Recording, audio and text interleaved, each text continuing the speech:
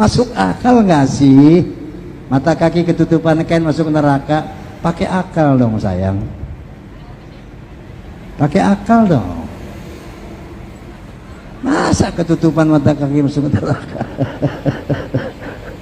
La ilaha illallah Muhammadur Rasulullah. Kaki. Assalamualaikum warahmatullahi wabarakatuh. Bismillah. Walhamdulillah. Ada yang bertanya, masuk akal nggak sih mata kaki ketutupan kain masuk neraka? Maka jawabannya masuk akal lah. Cuma bagi siapa dulu? Bagi seorang muslim yang bersyahadat asyhadu anna Muhammadan Rasulullah. Karena konsekuensi syahadat tersebut adalah tasdiquhu fima akhbar, mempercayai apa saja yang diberitakan oleh Rasul sallallahu alaihi wasallam. Ma asfala minal ka'baini minal izari fa finnar. Apa saja yang di bawah dua mata kaki dari kain maka di dalam neraka. Riwayat Bukhari sahih. Masuk akal makanya. Assalamualaikum warahmatullahi wabarakatuh. Ikhwana dan muslimin yang dimuliakan Allah.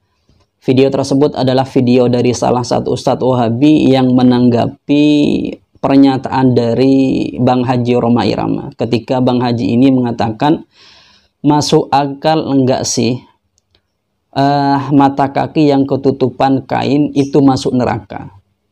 Jadi Bang Haji ini mengatakan kalau mujarraduh ketutupan atau cuman ketutupan mata kaki itu dengan kain menyebabkan masuk neraka, ini masuk akal atau tidak? Gitu analogi dari Bang Haji.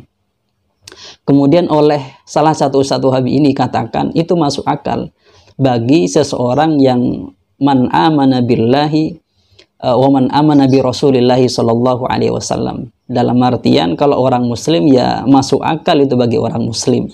Karena kalau sudah man amanah berarti orang itu ati'u ma amara Rasulullah sallallahu alaihi wasallam atau ati'u bima amara Rasulullah sallallahu alaihi wasallam, mentaati apa yang diperintahkan oleh Nabi Muhammad sallallahu alaihi wasallam. Sedangkan Nabi mengatakan, dia menyebutkan riwayat dari Sahih Bukhari, yaitu ma asfalah minal ka'baini minal izari fa finnari. Kain yang menutupi ka'bain, berarti minnya itu bermakna mujawazah atau melewati. Kain yang melewati atau izar yang melewati mata kaki maka masuk neraka. Jadi orang yang memakai izarnya itu melewati dari mata kakinya, maka orang tersebut melakukan fi'luh yang menyebabkan atau musabbib nanti orang itu masuk neraka. Ini dasar dari salah satu Ustadz Wahabi itu mengatakan masuk akal bagi orang yang sudah man amana billah wa man amana bi rasulillah. Akan tetapi sebenarnya menurut saya, sebenarnya Ustadz Wahabi ini ketika dia menganalogikan atau menjawab dari masuk akalnya atau pertanyaan dari Bang Haji Roma Irama, ketika hanya membawakan hadis itu, saya kira kita perlu balik tanya kepada salah satu Ustadz Wahabi itu. Berarti Ustadz Wahabi ini yang tidak pakai akal. Kenapa kok begitu? Karena ketika dia menghukumi satu masalah dengan salah satu hadis atau satu hadis, kemudian dia menghukumi satu masalah tersebut, padahal kita tahu bahwasanya tentang masalah hadis isbal itu banyak. Jadi yang tidak pakai akal sebenarnya ya Ustadz Wahabi ini. Karena begini, kalau hanya berpatokan kepada ma asfalah minal ka'baini minal izari fa finnari, seharusnya semua yang melewati mata kaki itu masuk neraka. Contoh begini, orang perempuan kalau pakai mukena ketika sholat kan melewati mata kaki dari kakinya, berarti dia juga masuk neraka. Begitu juga ketika dia di luar sholat, kan dia memakai pakaian yang melewati mata kakinya, maka juga nanti kan dia masuk neraka. Berarti ketika pakai hanya satu hadis itu berarti umum, semua pakaian yang melewati atau izar yang melewati mata kakinya berarti menyebabkan orang itu masuk neraka nanti. Padahal kalau kita lihat pernyataan ini itu perlu kita tinjau di dalam Sahih Bukhari sendiri. Masalah hadis isbal itu kan banyak, harus dikorelasikan, harus digabungkan. Kalau hanya ngambil satu kemudian berbicara panjang lebar dengan satu hadis ini, maka kemungkinan salahnya atau kemungkinan nggak make akalnya itu besar sekali. Pertama, kalau kita gatokkan hadis ini dengan hadis juga yang ada di dalam Sahih Bukhari, yaitu dari riwayat dari sahabat Salim bin Abdullah dari ayahnya dari Rasulullah Muhammad SAW. Rasulullah pernah bersabda, "Man jarrah thawbahu khuyala'ah lam yamdurillahu ilaihi yaumal qiyamati." Ketika seseorang itu jarrah menarik pakaiannya, di sini thawbun, bukan pakai izar seperti redaksi hadis yang tadi. Di sini barang siapa yang menarik pakaian yang melebihi atau melewati dari mata kakinya, maka Allah tidak akan melihatnya nanti di hari kiamat. Itu bagi dikoyiti atau sifatnya itu disifati, karena hal itu di dalam usul fikih juga termasuk koyit atau pembatasan. Orang yang memakai pakaian yang melewati dari mata kakinya yang nanti tidak dilihat oleh Allah Subhanahu wa taala di hari kiamat, itu bagi orang-orang yang melakukan tersebut adalah bagi orang-orang yang sombong. Kemudian ketika mendengar itu, kebetulan ketika Nabi bersabda seperti itu ada Sayyidina Abu Bakrin radhiyallahu anhu. Kemudian Sayyidina Abu Bakar bertanya atau ia berkata kepada Nabi Muhammad sallallahu alaihi wasallam, qala Abu Bakrin ya Rasulullah, inna ahada shiqqai izari yastarhi illa an ta'ahada zalika minhu. Ya Rasulullah, salah satu atau bagian dari izarku atau sarungku bahasa kita itu ada yang melewati mata kaki ya Rasulullah, kecuali saya menjaganya. Kalau bahasa kita itu kecuali saya nariknya ya Rasulullah. Ketika mendengar pertanyaan dari Sayyidina Abu Bakar ini, Rasulullah kemudian menjawab, qala an-nabiy sallallahu alaihi wasallam lasta mimman yasna'uhu khuyala'a.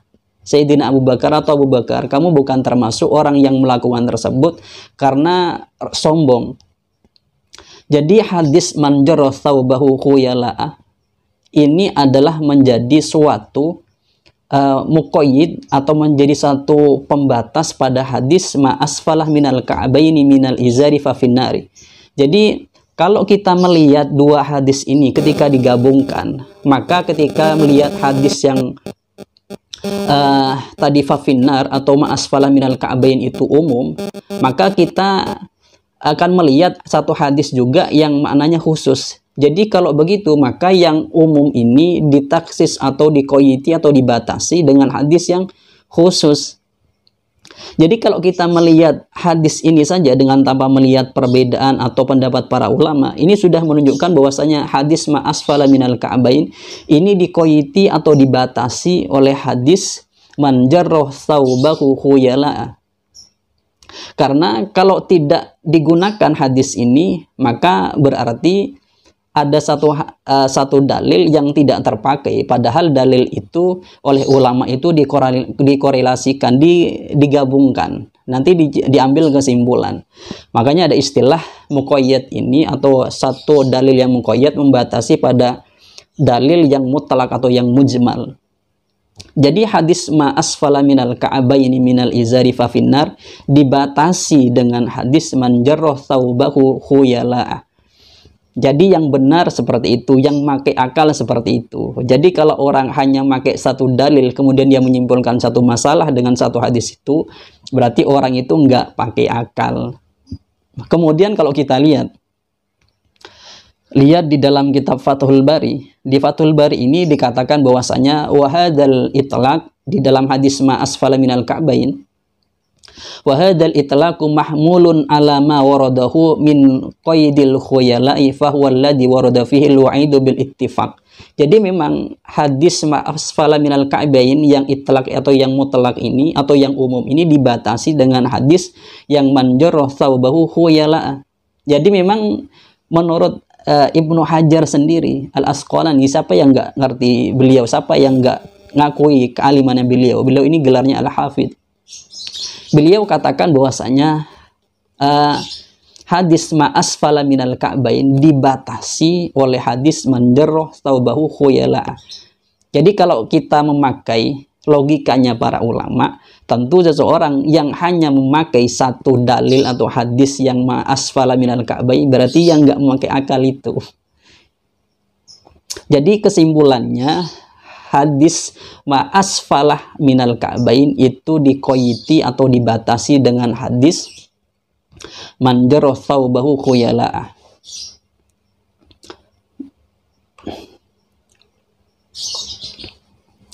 Kemudian kalau misalnya kita lihat ada pendapat yang menyatakan bahwasanya kalau mujarradul isbal ini sebenarnya juga diharamkan. Maka kita lihat di dalam kitab Fathul Bari di sini dikatakan wa ammal isbalu li ghairil khuyala'i fa dhahirul ahadithi tahrimuhu aydan. Sebenarnya kalau kita melihat dohirnya hadis ma asfala minal ka'bain itu secara dohirnya saja berarti mengharamkan seorang itu isbal meskipun tidak ada unsur khuyala, sombong. Seseorang yang memakai izar atau pakaian yang lebih mata kaki, dia tidak sombong. Maka melihat dohirnya hadis tersebut juga diharamkan. Akan tetapi menurut Ibnu Hajar, lakini studilla bitaqyid fi hadhil ahaditsi bil khuyala'i ala annal itlaqu fi zajrih al-waridi fi damil isbal mahmulun alal muqayyadi huna. Akan tetapi itlaqnya atau kemutlakan hadis ma asfala minal ka'bain itu dikoyiti atau mahmul atau dikoyiti kepada hadis yang man jarra thawbahu khuyala'ah fala yahrumul jarruh wal isbaluh. Maka tidak diharamkan melewati memakai baju atau sarung yang melewati mata kaki jika hanya mujarradul isbal saja atau dengan tanpa khuyala, dengan tanpa sombong. Jadi memang kalau kita lihat bahasanya dari Bang Haji itu, bahasanya itu masuk akal tidak kalau hanya pakai sarung atau pakai celana atau yang lainnya yang lewati mata kaki menyebabkan masuk neraka. Kalau hanya mujarradul isbal saja, ya tidak masuk neraka seperti apa yang disampaikan oleh Ibnu Hajar. Akan tetapi sebenarnya kalau kita lihat ilat yang menyebabkan orang tersebut masuk neraka dengan pekerjaan isbalnya itu adalah dari qasdunya. Karena qasduh khuyala'nya tadi atau qasduh sombongnya tadi menyebabkan orang itu masuk neraka. Bukan mujarradul amalnya, akan tetapi bin nisbah kepada niatnya atau pada qasdunya.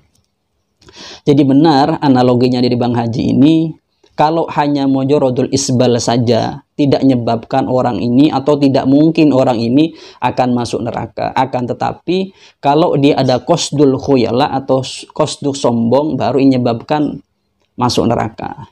Jadi video tadi kalau kita analogikan atau gatokkan atau korelasikan dengan videonya Bang Haji, berarti Ustadz Wahabi ini yang nggak make akalnya. Wong cuman dengan satu hadis itu menghukumi satu masalah yang sebenarnya hadis ini masih mutlak, masih umum, masih ada hadis yang muqayyad yang mentakyiti atau membatasi hadis ma asfalah minal ka'bain. Mungkin itu yang bisa kami sampaikan. Inilah salah satu karakter atau ciri khas dari orang-orang Wahabi, selalu dia memakai satu hadis untuk menghukumi beberapa masalah dengan tanpa memandang hadis-hadis yang lain atau nas-nas yang lain. Bahkan kadang dia tidak memandang pendapat para ulama yang sudah mengkaji hadis atau dalil itu secara mendalam. Dia lebih mementingkan pendapat yang sesuai dengan pendapatnya sendiri, atau dia gali nas itu dengan pemikiran, dengan analoginya sendiri.